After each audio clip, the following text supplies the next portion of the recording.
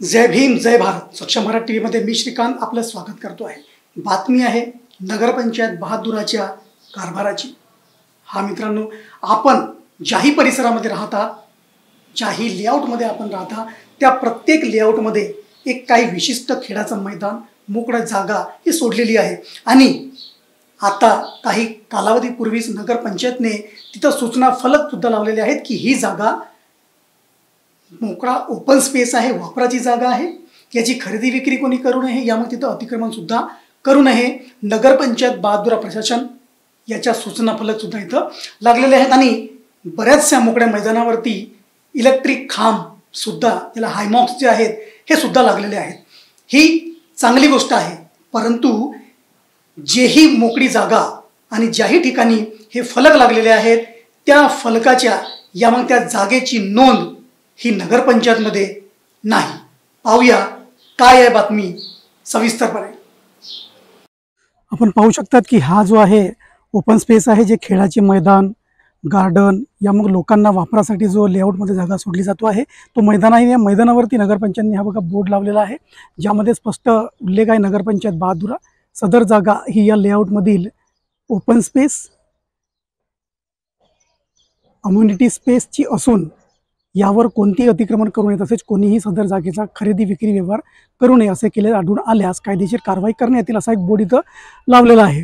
आणि याच ठिकाणी हा एक बोर्डचा खर्च सुद्धा इथं करण्यात आलेला आहे. त्यानंतर इथं काही जिम म्हणजे जे जागा जी आहे इथं सुद्धा जिम लावलेला आहे, ग्रीन जिमचा लावलेला आहे, जे टेकचंदजी सावरकर यांच्या निधीतून हा ग्रीन जिम मिळाला, तो ग्रीन जिम पण इथं लावलेला आहे. सोबतच आत्ता नगरपंचायत झाल्यानंतर या ठिकाणी एक तर हा बोर्ड लावलेला आहे आणि दुसरं म्हणजे हा एक हायमार्क्स दिसतो आहे, इलेक्ट्रिक पोल.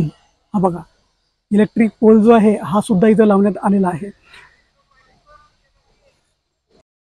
सोबतच हा दुसरा ओपन स्पेस, ज्या ठिकाणी एका बाजूला मंदिराचे काम झालेले आहे व काही परिसर हा मोकळा परिसर आहे. आपण पाहू शकता की पूर्ण परिसर हा मैदान, खुला मैदान आहे, मोकळा परिसर आहे. आणि या परिसरामध्ये सुद्धा नगरपंचायतने त्याच पद्धतीचं बोर्ड लावलेलं आहे की ही जागा ओपन स्पेस आहे आणि या जागेवरती कोणीही खरेदी विक्री करू नये किंवा अतिक्रमण सुद्धा करू नये असे आदेश हे प्रशासक नगरपंचायत बहादुराच्या नावाने या ठिकाणी हे फलक लावण्यात आलेले आहेत. पुन्हा हा एक तिसरा मैदान, ज्याला आपण ओपन स्पेस आणि मोकळी जागा जी लोकांना वापरांसाठी प्रत्येक लेआउटमध्ये दिलेली असते, या ठिकाणी सुद्धा नगरपंचायतने बोर्ड सेम तसाच लावलेला आहे की सदर ही जागा ओपन स्पेस, कम्युनिटी स्पेस असून यावर कोणी विक्री या अतिक्रमण करू नये आदेशान्वये प्रशासक नगरपंचायत बहादुरा. आणि ही ती पाहू शकता जिथं एक बोरिंग सुद्धा लावलेली आहे. आता बोरिंग जर इथं लावलेली आहे तर बोरिंग ही नगरपंचायत काळातली असावी, म्हणजे नगरपंचायतमध्ये या जागेची नोंद असावी म्हणून बोरिंग लावलेली आहे. या मग याची नोंद नाही तरी सुद्धा या ठिकाणी खर्च हा कसा काय केला आहे हा सुद्धा मोठा प्रश्न उपस्थित आहे. इथं एक बाजूला मंदिर पण बनलेलं आहे आणि बाकी परिसर जो आहे मोकळा आहे. इथं पण आपण पाहू शकता की इलेक्ट्रिक खांब, ज्याला आपण हायमॉक्स पण म्हणतो, इलेक्ट्रिक खांब इथं लावलेला आहे. हा बघा हा इलेक्ट्रिक खांब इथं सुद्धा लावलेला आहे आणि हा सुद्धा परिसर मोकळा आहे. आणि नगरपंचायतने या ठिकाणी सुद्धा ही जागा मोकळी आहे असं नगरपंचायतच्या आदेशाने इथं बोर्ड लावलेला आहे. तर प्रश्न पुन्हा तोच उपस्थित होतो आहे की जर नगरपंचायतीकडे या जागेची नोंद नाही तरी सुद्धा इथं हे बोर्ड कसे काय लावण्यात आले आणि इथं लाईटचे खांब सुद्धा कसे काय लावण्यात आले.